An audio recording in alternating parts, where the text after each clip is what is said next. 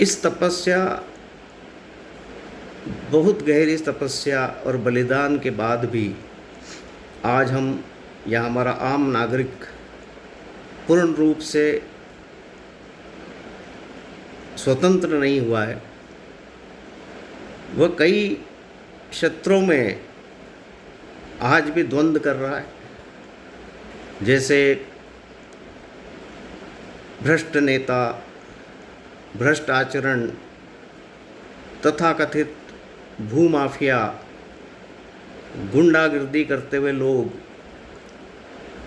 जहाँ पर हर बड़ी सिटी या महानगर में जिस प्रकार से कई लोगों ने अपना एक साम्राज्य चला रखा है, उसके खिलाफ आम नागरिक मजबूर है और वो अपनी किसी भी बात को पूर्ण रूप से नहीं रख सकता है।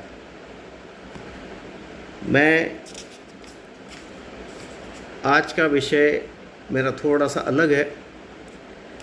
हम आज सिर्फ बात करेंगे जो प्लास्टिक से जनित बीमारियां और इससे होने वाले दुष्प्रभाव जो हमारी भूमि को या धरती को या मिट्टी को, हमारे ओशंस को, समुद्र को खराब कर रहे हैं, बिगाड़ रहे हैं। कई समुद्री जीव मर रहे हैं।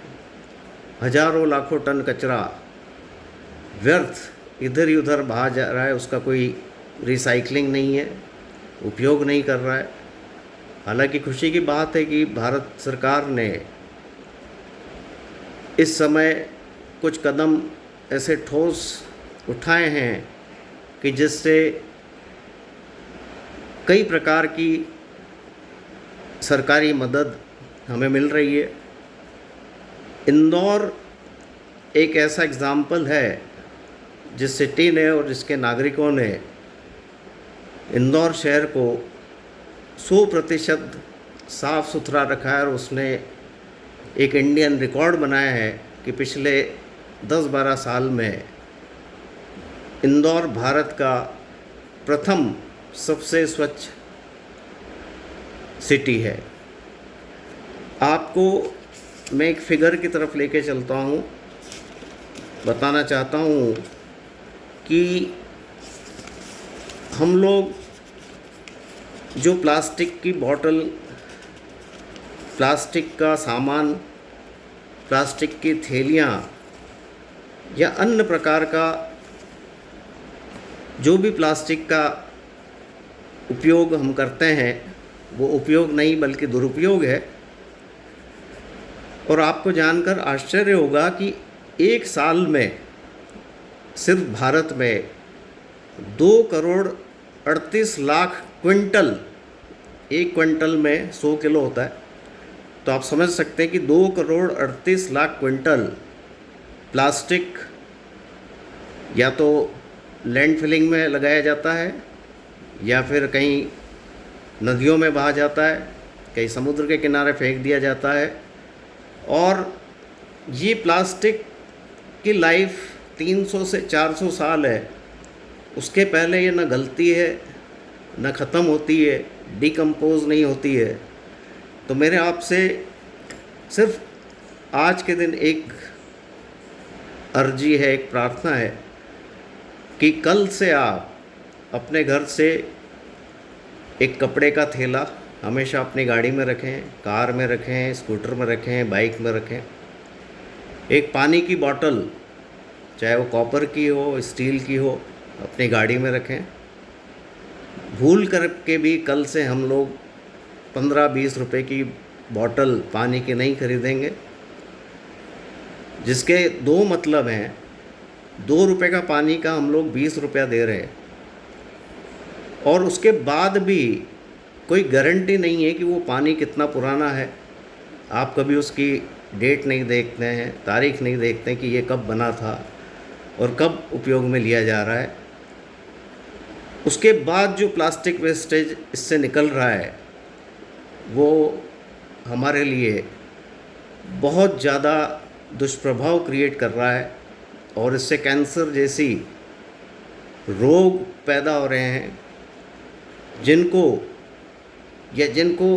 हटाने का आज अंतर्राष्ट्रीय लेवल पर भी कोई इलाज नहीं है। मैं आपसे पुनः विनती करता हूँ कि हम लोग सिर्फ सबसे पहले स्वच्छ भारत की तरफ ध्यान दें। इसका एक बहुत बड़ा कारण और है कि भारत एक बहुत बड़ा पर्यटन केंद्र है और जब भी अंग्रेज या किसी भी कंट्री का, बाहर की कंट्री का आदमी हमारे यहाँ पर आता है तो वो सबसे पहले जो हमारे ट्रांसपोर्ट के एरिया में, हॉस्पिटल्स एरिया में, आपके रोडवेज एरियाज़ में, बस स्टैंड में, रेलवे स्टेशन पे जो गंदगी देखता है उससे वो एक बार आ जाता है, लेकिन दूसरी बार आने में उसको बड़ी तकलीफ़ होती है कि नहीं, मैं वहाँ जाऊँगा तो उसको हाइजीन कंडीशन मुझे नहीं मिलेगी और हो सकता है मैं अपने साथ में कोई बीमारी लेके आऊँ। इस स्तर तक आपको पहले सोचना पड़ेगा, हर आदमी को सोचना पड़ेगा, सामूहिक प्रयास करना पड़ेगा। हम लोग पार्क में कचरा फेंक देते हैं, जहाँ घूमने जाते हैं वहाँ कचरा फेंक देते हैं। हमारे डॉगी को हम लोग ले जाते हैं स्ट्रीट्स में और वहाँ पर वो कुछ भी गंदगी करता है। मेरा फिर से एक आपसे आग्रह है कि हम लोग जितना हो सके हमारे भारत को स्वच्छ रखें और इसमें प्रदूषण को भी मैं शामिल करना चाहूँगा कि जितने भी व्हीकल या जितनी गाड़ियाँ, जितने वाहन जो बहुत पर्यावरण के लिए ठीक नहीं है, प्रदूषण कर रहे हैं, ऐसी गाड़ियों को वो दुरुस्त कराएं और एक संज्ञान लें, चाहे वो ट्रक ड्राइवर हो, बस ड्राइवर हो, टैक्सी ड्राइवर हो, कि नहीं, मैं अपने भारत में स्वच्छता रखूँगा और प्रदूषण को मुक्त करूँगा। हरियाली के लिए मैं पेड़ लगाऊँगा, पेड़ नहीं काटूँगा, यदि एक पेड़ काटूँगा तो 20 लगाऊँगा। जब तक हम लोग सब इस प्रतिज्ञा से काम नहीं करेंगे, मुझे नहीं लगता है कि हम पूर्ण रूप से सुरक्षित हैं, संरक्षित हैं और स्वतंत्रता हमको मिली है। बहुत बड़ा बलिदान हुआ है। कृपया आप छोटे छोटे बलिदान करके हमारे भारत को उज्जवल करें। धन्यवाद। जय हिंद, जय भारत।